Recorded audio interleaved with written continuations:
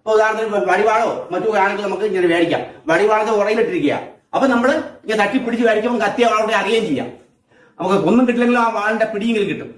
അപ്പൊ നമുക്ക് നമുക്ക് ഉറയിഞ്ഞ് കിട്ടും. ആ ഉറയിൽ പിടിച്ച് തിരിച്ച് തടക്കുകയും ചെയ്യാം. അപ്പൊ ആയുധം പിടിച്ച് മേടിക്കാൻ ഉപയോഗിക്കുന്നതാണ്. ഇത് കുറുവടിയിലും മറ്റുള്ള ചില ആയുധങ്ങളിലൊക്കെ അത് ഉപയോഗിക്കാവുന്നതാണ്. മനസ്സിലായില്ലേ? നമ്മൾ നിങ്ങളുടെ കമ്പ്യൂട്ടർ അടിച്ചാലും ചിലപ്പോൾ ഇതുപോലെ മേടിക്കാം.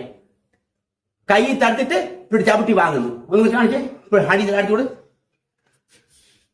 അടി പിടിച്ചാൽ ആ സെക്കൻഡ്. ഇതിപ്പോ സത്യയുടെ കാര്യം നമുക്ക് പഠിച്ചേ.